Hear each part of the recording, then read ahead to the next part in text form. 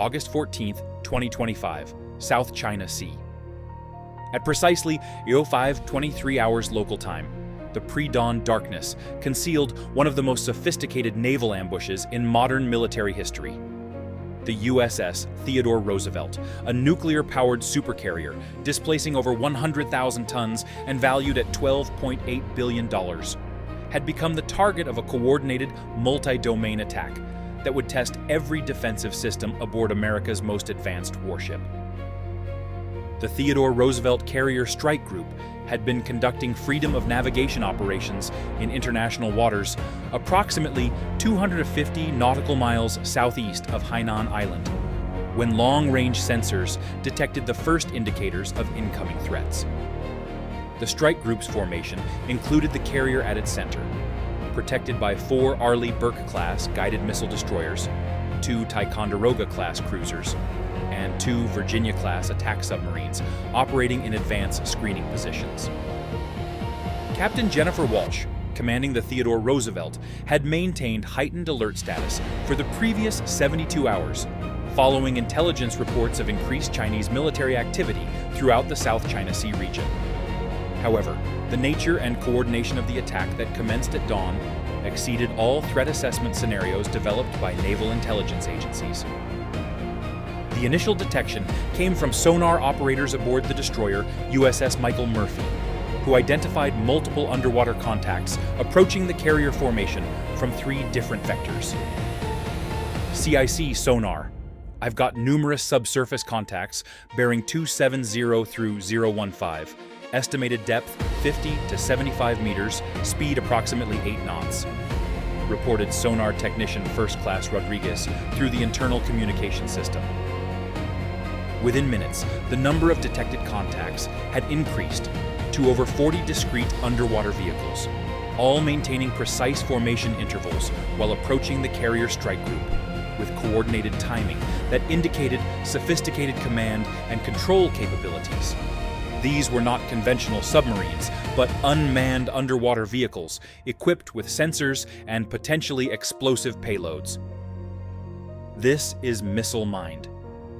If you want to understand how modern naval forces counter coordinated swarm attacks using advanced defensive technologies, smash that like button and subscribe for exclusive analysis of maritime warfare and defensive systems integration. The underwater threat represented only the first phase of what intelligence analysts would later describe as the most sophisticated anti-carrier operation ever attempted against U.S. naval forces. As the Theodore Roosevelt's defensive systems prepared to counter the UUV swarm, additional threats emerged from multiple domains simultaneously. At 0531 hours, the SPY-6 radar systems aboard the cruiser USS Port Royal detected numerous low-altitude contacts approaching from the northwest at high speed. The radar signatures indicated sea-skimming cruise missiles with reduced radar cross-sections, suggesting advanced stealth technology designed to penetrate modern naval air defense networks. The incoming missiles maintained altitudes below 10 meters, while following erratic flight paths designed to exploit radar blind spots and defeat tracking algorithms. Their approach speed exceeded Mach 1.8, providing minimal engagement windows for defensive systems, while their low observability characteristics delayed detection until they had penetrated within 180 kilometers of the carrier formation.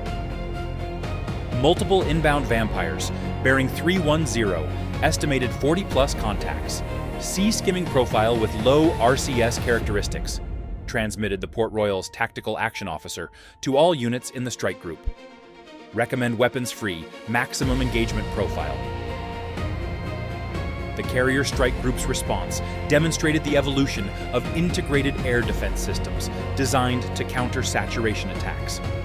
Vertical launch systems aboard all escort vessels activated simultaneously, filling the sky with standard Missile 6 interceptors programmed to engage incoming threats at maximum range, while conserving closer-range defensive systems for any weapons that penetrated the outer defensive layer. The electromagnetic warfare environment became immediately complex, as electronic countermeasures from both attacking and defending forces filled radio frequencies with jamming signals, chaff clouds, and spoofing transmissions designed to disrupt targeting systems. The Theodore Roosevelt's AN/SLQ-32 electronic warfare system operated at maximum power to jam incoming missile guidance systems while simultaneously protecting friendly communications and radar networks. The first wave of intercepts began at ranges exceeding 120 kilometers as SM-6 missiles engaged the incoming cruise missiles during their approach phase. Brilliant flashes illuminated the pre-dawn sky as successful intercepts destroyed multiple threats, but the sheer number of incoming weapons challenged even the most advanced defensive systems available to naval forces. Despite the effectiveness of long-range intercepts, approximately 12 cruise missiles penetrated the outer defensive layer and continued their approach toward the carrier formation. These weapons represented the most advanced threats, equipped with terminal guidance systems and maneuvering capabilities designed to defeat close-in defensive systems. At ranges below 30 kilometers, the strike group's close-in weapon systems activated in coordinated defensive patterns. Phalanx CIWS mounts tracked incoming missiles with radar-guided 20mm Gatling guns, while evolved Sea Sparrow missiles provided additional intercept capabilities against highly maneuverable targets. The intensity of defensive fire created a protective umbrella around the Theodore Roosevelt, but 3 missiles successfully penetrated all defensive layers. The first weapon detonated against the carrier's island structure, causing significant damage to radar and communication systems while starting fires that required immediate damage control response. A second missile struck the flight deck near the port catapult, destroying 2 parked FA-18E Super Hornets and damaging the catapult machinery necessary for aircraft launch operations. The explosion sent debris across the deck, while ruptured fuel lines created fire hazards that threatened additional aircraft and personnel. The third penetrating missile impacted the carrier's hull below the waterline on the starboard side, creating flooding in multiple compartments that required activation of emergency damage control procedures. While the Theodore Roosevelt's compartmentalization prevented catastrophic damage, the flooding reduced operational capabilities and required significant crew resources to manage. Want to understand how aircraft carriers employ damage control procedures and redundant systems to maintain operations despite battle damage? Hit subscribe and the notification bell to stay updated on Missile Mind's exclusive coverage of naval engineering and combat systems. Despite the successful penetration of several cruise missiles, the Theodore Roosevelt's nuclear propulsion system remained undamaged and fully operational. The carrier's twin nuclear reactors continued providing power for all essential systems while maintaining the ship's ability to maneuver at high speed and conduct flight operations from undamaged portions of the flight deck. Captain Walsh's immediate priority involved launching reconnaissance aircraft to identify the source of the coordinated attack, while beginning damage assessment and repair operations. The carrier's remaining operational catapults launched 2 MQ-25A Stingray unmanned aerial vehicles equipped with advanced sensor packages designed for maritime surveillance and targeting. The MQ-25A aircraft climbed to operational altitude and began systematic searches of areas from which the attacks had originated. Their synthetic aperture radar and electro-optical sensors provided real-time intelligence about surface vessels, aircraft, and other potential threats within a radius exceeding 400 nautical miles from the carrier's position. Within 40 minutes of commencing search operations, the Stingray aircraft identified a suspicious surface contact approximately 320 nautical miles northwest of the Theodore Roosevelt's position. The target appeared to be a modified cargo vessel with unusual deck structures and antenna arrays inconsistent with normal commercial shipping configurations. Enhanced sensor analysis confirmed that the vessel was equipped with sophisticated communication systems and what appeared to be launch rails or storage facilities for unmanned vehicles. Intelligence assessment concluded that this was likely the command and control platform coordinating the multi-domain attack against the carrier strike group. The Theodore Roosevelt's response demonstrated the integration of reconnaissance, targeting, and precision strike capabilities aboard modern aircraft carriers. Despite flight deck damage from the earlier missile attack, the ship's crew rapidly prepared a retaliatory strike using available aircraft and weapon systems. Two Fa-18E Super Hornets were launched from the undamaged starboard catapult, each armed with AGM-158C long-range anti-ship missiles designed to engage surface targets at extended ranges. The LRSM weapons incorporated advanced guidance systems that could operate in electronic warfare environments while providing terminal homing capabilities against maritime targets. Simultaneously, the destroyer USS Halsey fired two naval strike missiles from its deck-mounted launchers, coordinating with the carrier-based aircraft to ensure simultaneous arrival at the target. This coordination maximized the probability of successful target destruction while overwhelming any defensive systems the enemy vessel might possess. The strike aircraft approached the target area using low-altitude flight profiles designed to avoid detection, while the ship-launched missiles followed sea-skimming trajectories that exploited radar horizon limitations. Both weapon systems incorporated stealth features and electronic countermeasures designed to penetrate modern air defense networks. At 0647 hours, exactly 1 hour and 24 minutes after the initial attack on the Theodore Roosevelt, 4 precision-guided weapons struck the enemy command vessel simultaneously.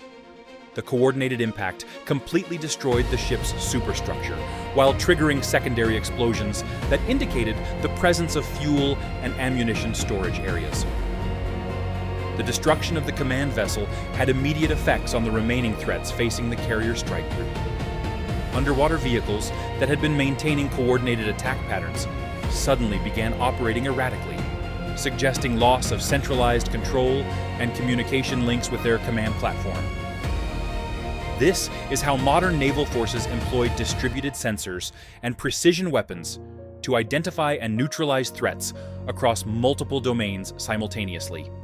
Subscribe to Missile Mind and hit that bell icon for exclusive analysis of naval combat systems and integrated warfare capabilities. The submarine threat component of the coordinated attack revealed itself approximately 30 minutes after the surface engagement, when sonar operators detected 2 large submarine signatures attempting to penetrate the carrier strike group's defensive perimeter. Unlike the unmanned underwater vehicles detected earlier, these contacts possessed acoustic signatures consistent with nuclear-powered attack submarines. The Virginia-class submarines USS Colorado and USS Indiana, operating in advanced screening positions, immediately maneuvered to intercept the incoming threats. Their advanced sonar systems and stealth characteristics provided significant advantages in underwater engagements against opponents lacking equivalent technological capabilities. The ensuing underwater battle demonstrated the evolution of submarine warfare in an era of advanced sensor networks and precision torpedoes. Both American submarines achieved firing positions against their targets within 15 minutes of initial detection, launching Mark 48 ADCAP torpedoes with advanced guidance systems and high-explosive warheads. The enemy submarines attempted evasive maneuvers and deployed countermeasures, including acoustic decoys and noisemakers designed to confuse incoming torpedoes. However, the Mark 48's advanced guidance algorithms successfully discriminated between actual targets and countermeasures, achieving successful intercepts against both hostile submarines. The destruction of the submarine threats eliminated the final component of the coordinated attack against the Theodore Roosevelt carrier strike group. Acoustic analysis confirmed that both enemy submarines had been sunk with all hands, while debris fields indicated the complete destruction of their hulls under the extreme pressures of deep ocean depths. By 0730 hours, approximately 2 hours after the initial attack commenced, the Theodore Roosevelt had successfully defeated a sophisticated multi-domain assault while maintaining operational capabilities despite battle damage. The carrier's damage control teams had contained flooding and extinguished fires, while flight operations continued from undamaged portions of the flight deck. The strategic implications of the engagement extended far beyond immediate tactical considerations. The coordinated nature of the attack, involving unmanned underwater vehicles, cruise missiles, and nuclear submarines, suggested state-level planning and resources, rather than activities by non-state actors or terrorist organizations. Intelligence analysis focused on identifying the national or organizational sponsors of the attack, while assessing whether similar coordinated operations might be planned against other U.S. naval forces operating in contested regions. The sophistication of the weapon systems and coordination capabilities indicated access to advanced military technologies and intelligence about American naval operating procedures. The successful defense of the Theodore Roosevelt validated concepts for integrated air defense and multi-domain operations that had been developed through years of training and technological advancement. The coordination between surface ships, submarines, and aircraft demonstrated the effectiveness of networked combat systems when facing sophisticated threats. Perhaps most significantly, the engagement proved that even coordinated attacks employing advanced technologies could be defeated by well-trained crews operating integrated defensive systems. The Theodore Roosevelt's ability to maintain operations while under attack and conduct effective counterstrikes demonstrated the resilience and adaptability of American naval forces. The international response to the attack focused on determining responsibility and preventing escalation of maritime conflicts in critical shipping regions. The use of military-grade weapons against U.S. naval forces in international waters represented a serious escalation that required coordinated responses from allied nations and international organizations. Regional allies expressed support for American defensive actions, while calling for investigations to determine the source of the sophisticated weapon systems used in the attack.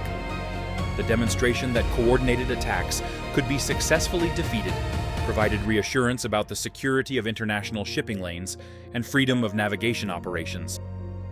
If you've stayed with us through this analysis of how modern aircraft carriers integrate defensive systems to counter multi-domain attacks, it means you understand the complexity of contemporary naval warfare.